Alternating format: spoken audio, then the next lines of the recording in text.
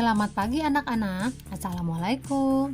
Selamat bertemu lagi dalam pembelajaran IPS hari ini. Semoga kita semua sehat dan tetap semangat ya. Anak-anak, hari ini kita akan membahas materi perdagangan antar daerah atau antar pulau dan perdagangan antar negara. Tujuan pembelajaran kita hari ini: pertama, siswa mampu membedakan pengertian perdagangan antar pulau dan perdagangan antar negara. Yang kedua, menjelaskan tujuan perdagangan antar pulau dan perdagangan antar negara. Yang ketiga, mengidentifikasi faktor pendorong dan manfaat perdagangan antar pulau. Dan yang keempat, menjelaskan perbedaan perdagangan antar pulau dengan perdagangan antar negara. Pada pertemuan sebelumnya, kita telah mempelajari bahwa Indonesia merupakan salah satu negara yang kaya akan sumber daya alam. Setiap daerah di Indonesia memiliki sumber daya alam yang beraneka ragam. Perbedaan potensi daerah dapat mengakibatkan terjadinya permintaan dan penawaran yang menimbulkan aktivitas perdagangan. Apakah kalian telah memahami pengertian perdagangan? Untuk memahami materi perdagangan antar pulau serta perdagangan antar negara, mari kita lanjutkan pembahasan materi berikut ini.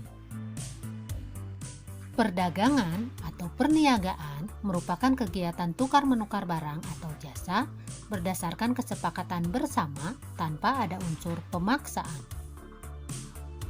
Perdagangan antar daerah atau antar pulau merupakan perdagangan yang dilakukan oleh penduduk atau lembaga suatu daerah atau pulau dengan penduduk atau lembaga suatu daerah atau pulau lain dalam satu batas wilayah negara atas dasar kesepakatan bersama. Perdagangan antar pulau dilakukan oleh beberapa pelaku ekonomi dengan beberapa tujuan. Pertama, untuk memperoleh keuntungan. Yang kedua, memperluas jangkauan pasar. Faktor pendorong perdagangan antar pulau atau antar daerah. Pertama, perbedaan faktor produksi yang dimiliki, terutama faktor produksi alam. Yang kedua, perbedaan tingkat harga antar daerah. Hal ini mendorong terjadinya perdagangan antar daerah. Nah, anak-anak, sekarang bagaimana manfaat perdagangan antar pulau atau antar daerah? Manfaat perdagangan antar pulau atau antar daerah: pertama, menyediakan alternatif alat pemuas kebutuhan bagi konsumen. Yang kedua, meningkatkan produktivitas. Dan yang ketiga, memperluas kesempatan kerja bagi masyarakat. Selanjutnya, perdagangan antar negara.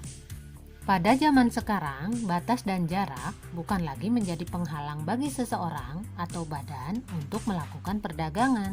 Bahkan, antar negara pun dapat melakukan perdagangan dengan mudah. Perdagangan antar negara atau perdagangan internasional adalah aktivitas yang dilakukan oleh masyarakat suatu negara dengan masyarakat negara lain atas dasar kesepakatan bersama. Aktivitas perdagangan antar negara terkait dengan dua aktivitas yang disebut dengan ekspor dan impor. Ekspor merupakan kegiatan menjual barang atau produk ke luar negeri. Orang atau badan yang melakukan kegiatan ekspor disebut eksportir. Tujuan utama kegiatan ekspor adalah untuk memperoleh keuntungan. Barang yang diekspor akan dibayar oleh pihak pembeli dengan alat pembayaran berupa mata uang asing atau mata uang luar negeri seperti dolar. Mata uang asing ditampung oleh pemerintah dan disebut sebagai devisa negara. Devisa yang terkumpul akan digunakan untuk membiayai impor. Apa itu impor? Impor merupakan kegiatan membeli barang dari luar negeri. Orang atau badan yang melakukan kegiatan impor disebut importir. Barang yang diimpor oleh Indonesia terdiri dari dua macam. Pertama, migas, dan yang kedua, non-migas. Manfaat perdagangan antar negara: pertama, untuk memperoleh keuntungan. Yang kedua, memperoleh barang yang tidak dapat diproduksi di dalam negeri. Yang ketiga, menjalin persahabatan antar negara. Dan yang keempat, transfer teknologi modern. Faktor-faktor yang mendorong perdagangan antar negara. Yang pertama, untuk memenuhi kebutuhan barang dan jasa dalam negeri. Yang kedua, keinginan memperoleh keuntungan. Yang ketiga, adanya perbedaan kemampuan penguasaan ilmu pengetahuan dan teknologi dalam mengolah sumber daya ekonomi. Yang keempat, adanya kelebihan produk dalam negeri sehingga perlu pasar baru untuk menjual produk tersebut. Yang kelima, adanya perbedaan keadaan seperti sumber daya alam, iklim, tenaga kerja, budaya, dan jumlah penduduk yang menyebabkan adanya perbedaan hasil produksi dan adanya keterbatasan produksi. Yang keenam, keinginan membuka kerjasama, hubungan politik, dan dukungan dari negara lain. Dan yang terakhir, terjadinya era globalisasi sehingga tidak ada satu negara pun di dunia yang dapat hidup sendiri. Nah anak-anak, sekarang bagaimana perbedaan perdagangan antar pulau dengan perdagangan antar negara? Ada 3 perbedaan utama antara perdagangan antar negara dan perdagangan antar pulau. Yang pertama, peluang perdagangan yang lebih luas. Pada perdagangan antar negara, suatu negara dapat menjual dan membeli barang atau jasa dari negara lain. Sementara dalam perdagangan antar pulau, kita hanya dapat melakukan perdagangan antar daerah atau pulau dalam lingkup satu negara. Yang kedua, adanya kedaulatan bangsa. Pada perdagangan antar negara, bangsa-bangsa dapat menunjukkan kedaulatannya dengan mengatur aliran barang, jasa, tenaga kerja, dan keuangan. Sementara di perdagangan domestik, aliran perdagangan berjalan secara bebas tanpa regulasi yang berarti dari negara. Perbedaan yang ketiga yaitu penggunaan kurs tukar.